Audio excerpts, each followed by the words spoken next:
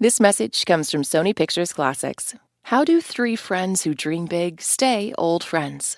Merrily We Roll Along from Stephen Sondheim and Maria Friedman, starring Jonathan Groff, Daniel Radcliffe, and Lindsay Mendez. Only in theaters starting December 5th. There's a lot of great NPR shows out there, but we all know who's the best. Wink, wink, hint, hint. But NPR is celebrating the most memorable episodes of the year, and you get to crown the winner of the People's Choice Award. Vote for us at npr.org/People's Choice. May the best pod win. Hey everyone, you're listening to Code Switch. I'm B.A. Parker. All right, here we are, folks.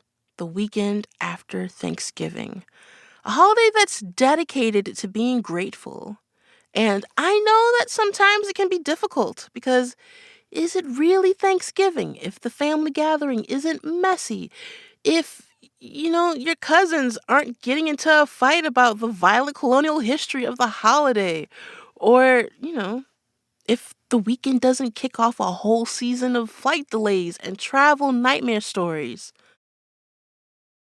Well, I'm here to tell you that, yes, it can be Thanksgiving without those things. And even if your holiday is tough and complicated, believe me, I know how it goes.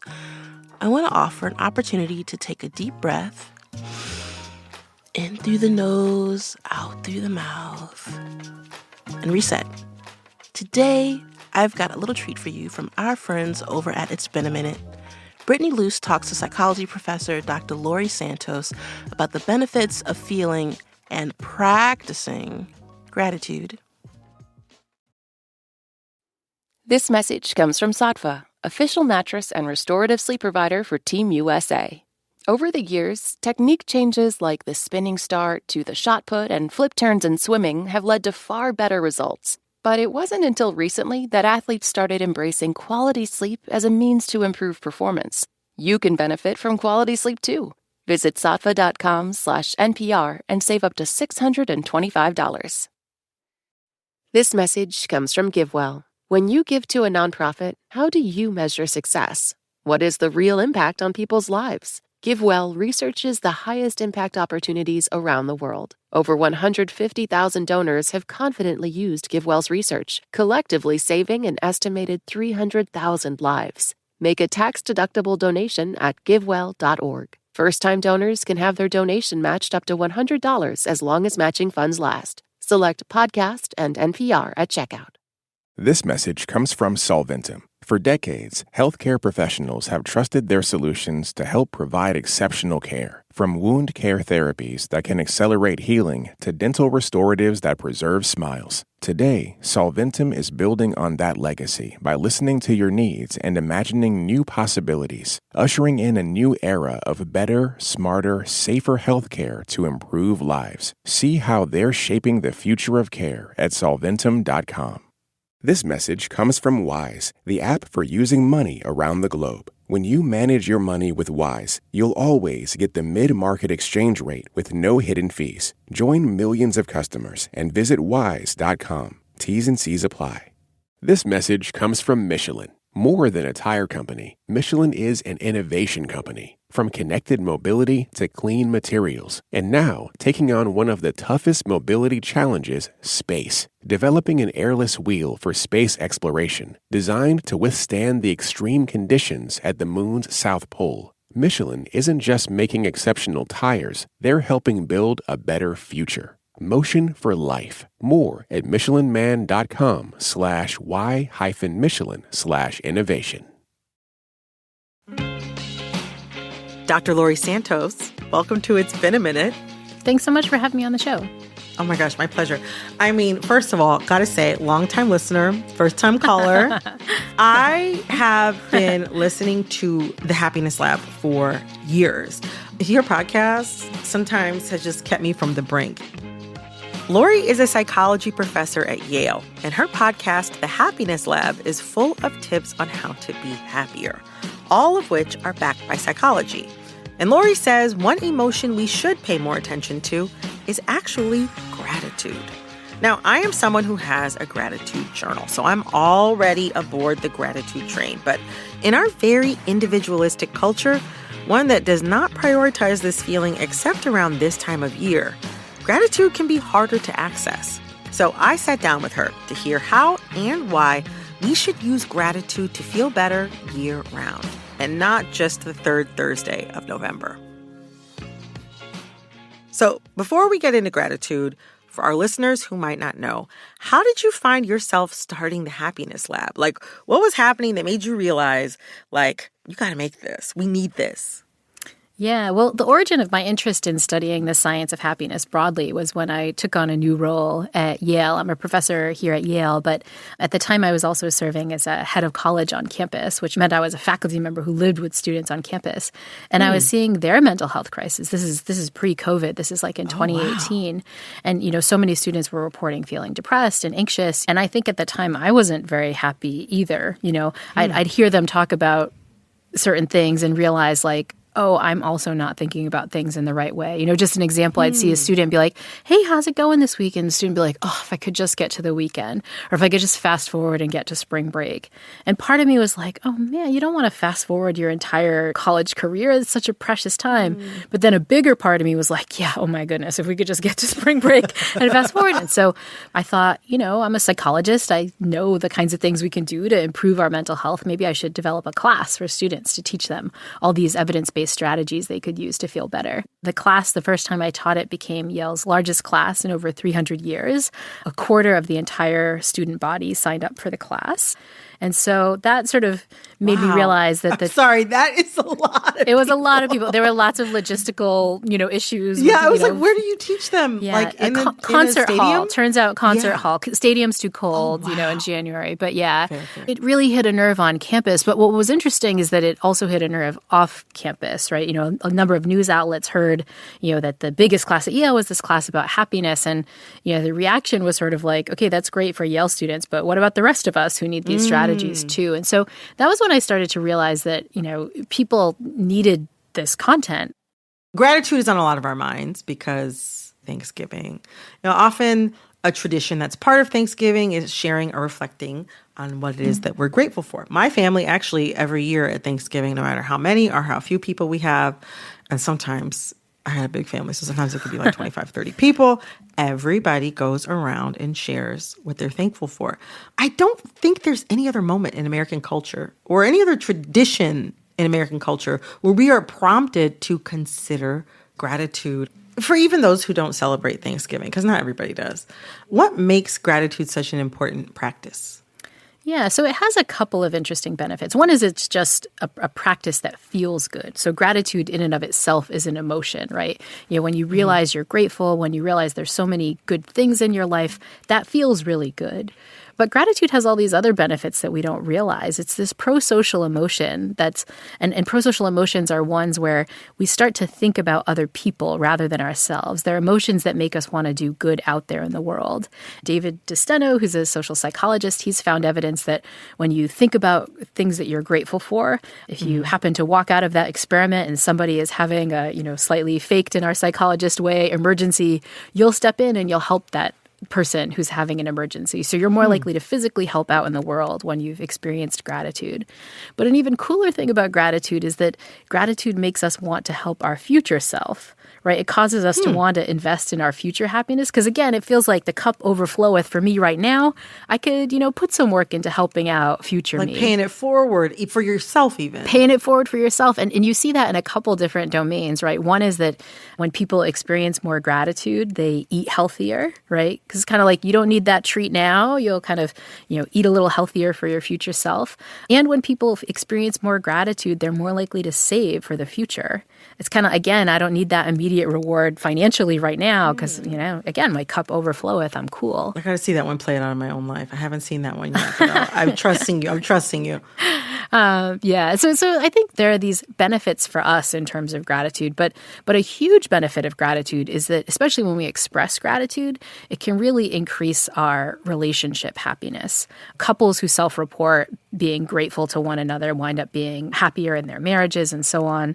And there's lots of evidence that the act of intentionally remembering what you're thankful for in your other relationships, just like, in your family, as a parent, as a child, as a friend.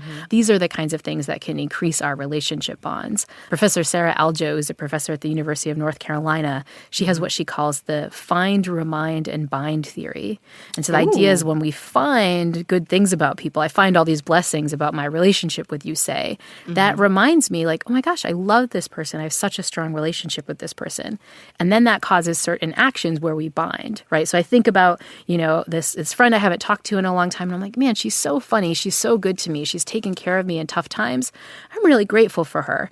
I find those things. I feel really bound to her. And what do? I'm like, I'm going to text her, or I'm going to call her, or I'm going to do something nice to her, right? You engage in these behaviors that build that relationship up.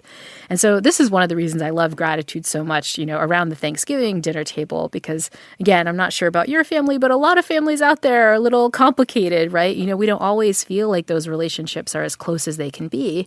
And just engaging with gratitude, not just about the random things, but about the people around us, can really make us feel closer. Even just you talking about it actually kind of like spreads warmth throughout. When you put it that way, it makes me think about something that I noticed that my husband does. He always thanks me for doing normal stuff. So like if I got him a glass of water, or if I did the laundry, just things like around the house that normally, everybody's supposed to do. And that honestly, a lot of the time he's doing more of. But I noticed it was so nice because it made me feel like he had noticed my effort to do something, to be thoughtful, or noticed my effort just to like... You feel seen. Not even be thoughtful, but just to be considerate. Yeah. And even just that act of noticing really had such an impact on me. And it's something that I have made a point of doing for him as well all of the time. So, I mean, I'm sure if somebody were to observe, they'd be like, are you really just thanking each other constantly for... like doing everyday stuff, but it's nice. But it's nice to feel like somebody notices, and I think the noticing is part of it too. And this is another kind of honestly psychologically a little strange thing about gratitude, which is that we don't really get used to it as much as we think. So most good things in life are subject to what's called hedonic adaptation. We get used to it, right? So if you won the lottery today and won the lottery again tomorrow and won the lottery again this weekend, like all of a sudden you'd be like, all right, I'm bored with the money, right? If you eat the same kind of flavor of ice cream cone over and over and over, even if it's delicious at first, you get bored. But gratitude doesn't seem to work that way. A compliment that you're given on day one, if you get a new compliment on day two, if you're thanked on day three, it tends to sort of have the same kind of happiness impact over time. And that's awesome because it means that you're not, even though you said we just go around thanking each other, you don't actually get sick of it. It still has the same kind of happiness impact and the same relationship building impact. And that's so relationships, nice. With our spouses and our partners. There's also lots of evidence that gratitude in the workplace can be incredible for people's performance. One study by the psychologist Adam Grant looked at this. He actually tested individuals who had a kind of thankless job, university fundraiser callers. So these are like the students at your old college who call you for money. Total, just hang up on them. Total thankless tasks, right? So he wanted to know, okay, what are the kinds of things that would improve their performance? Get them to make more calls, maybe make more money. You think throw a pizza party or do, all these things. But he just said, what about gratitude? And so what he did was he had the big boss at the university show up and genuinely thank half of these fundraisers. So you come in, you say, look, we're really grateful for what you do because you do this stuff. So it's just a sincere expression of gratitude. What he finds is that those callers increase their rate of success. They increase the number of calls they make. This is powerful, right? Like so many of us have jobs where we work on teams, where we work with other people. And the sad thing is I think a lot of times we are grateful for what those people do. Thinking back to my happiness team, I have, technology directors who help me and I have my students and I love all of them. Today I could list on my hand, like, gosh, they did this for me today and they came up with this cool idea and so on. Yeah. But we don't often say it. And that's kind of sad, right? We're missing out on these benefits when we don't express that we're really grateful for other people. That is such a good point. Like sometimes at the end of the day, my husband and I will both kind of report nice things that we saw somebody else do or something. It's something they did for us or even just something that we're appreciating about somebody else. Those nice things or those things that you appreciate don't always get back to somebody. You might not share it, yeah. Even if you feel that appreciation. And one thing I think we can do to remedy that is to remember that we haven't missed our opportunity, right? If Friday you're having that conversation with your husband and you're like, so-and-so at work, NPR, they did this awesome thing. And you realize, oh, I didn't actually tell that person that. when you get in on Monday, you can say, I was actually thinking all weekend about how nice it was that you did X, Y, and Z. Thank you so much. And like, I think in our brains, we think it'll be awkward if we're like, remember 2 weeks ago you did this thing for me, thank you. The person will be like, well, that's weird that you're bringing it up. But no one ever thinks that. People only think like, oh my gosh, that was so sweet that you thought about me for that long. And so, the remedy for kind of missing out on sharing what you're grateful for, especially if you're grateful for somebody else, is like, just tell them. There's no kind of expiration date on it. You can actually share it whenever you notice it and feel it. I do feel like, though, in the everyday sense, modern life, the entire 2020s decade so far, speaking for myself personally, I feel like sometimes the times we're in now have made, at times, gratitude harder for me to reach. Totally. Yep. And I don't think I'm alone in that. Do you have any tips on how to locate and amplify gratitude, especially during tough times? Yeah. Well, I think one thing to remember is another thing we get wrong is just this idea that positive and negative emotions are on a continuum. We can at the same time experience a lot of positive emotion and negative emotion. This is why we can experience things like a moment that feels bittersweet, where it has the bitter part and the sweet part. And I think this has helped me with experiencing a little bit more gratitude. It's to recognize that when I'm grateful for the people around the table, when I'm grateful for this meal, when I'm grateful and just noticing and savoring, the smell of my coffee, that doesn't negate the true anger I might feel about what's going on in the world, or the true fear I might feel about what's happening, with the climate or the economy or something else. We can hold those moments at the same time. And I think that's really critical because, sometimes, it would be sad if the terrible events of the world made us not appreciate what we had around us. And sometimes that moment of gratitude is the sort of thing that's going to help us get through the tough times, right? If we want to buffer ourselves and experience resilience to kind of get through all the nasty stuff that's out there, we need some positive emotion to help us out. And gratitude is the kind of thing that you can go for just by noticing, really intentionally paying attention to the good things. And I think so many of us kind of noticed that during the pandemic. I don't know about you, but I found myself having these moments where I savored tinier things in the midst of that. It takes a little bit of intention and effort. But if you put in that intention and effort, you will wind up feeling a lot better.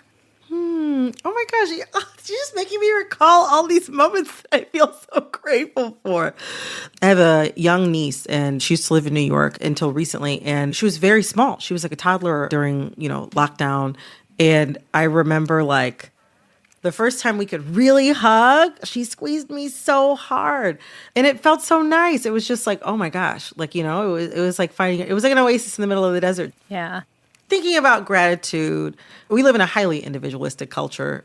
And gratitude requires the acknowledgement of how we're all helping each other, that we don't do it all alone. What would it look like for us to have gratitude as a societal value, or at least one that's more present in our society than it currently is? Yeah. Well, I mean, I sometimes like to think of gratitude as something that people in public health should be pushing more for, right? I mean, I just mentioned that gratitude will allow you to save more. It'll let you eat healthier. It'll let you form better relationships, right? It can make you feel less lonely because you feel more bound to the people around you. And so I actually think we should be almost prescribing gratitude for people. Again, it sounds so cheesy, but when you start to realize that it has this whole host of benefits, it means we're going to be feeling more connected to people. It's a really, really powerful tool that I think we're not using enough. Thank you so much, Laurie. This was a great conversation. Thanks. See, you're already expressing gratitude, so it worked. Thanks again to Dr. Laurie Santos, psychology professor at Yale and host of The Happiness Lab, which you can find wherever you get your podcasts. This episode of It's Been a Minute was produced by Liam McBain. Our editor is Jessica Plachek. Our executive producer is Verilyn Williams. Our VP of programming is Yolanda Sanguini. Our senior VP of programming is Anya Grundman. All right, that's all for this episode of It's Been a Minute from NPR. I'm Brittany Luse. Talk soon.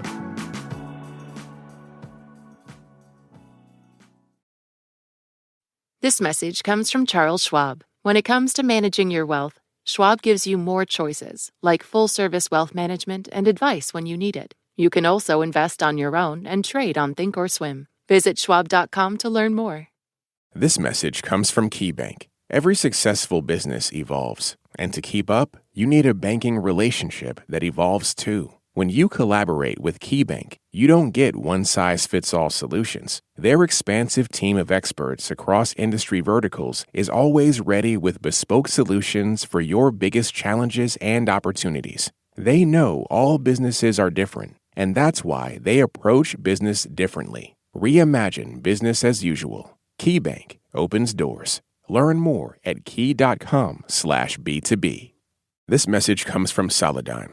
Yesterday's approach to storage can't meet the demands of today's AI ambitions. Bigger, faster, and more energy efficient, Solidigm solid-state storage solutions are optimized for AI. Learn more at storageforai.com.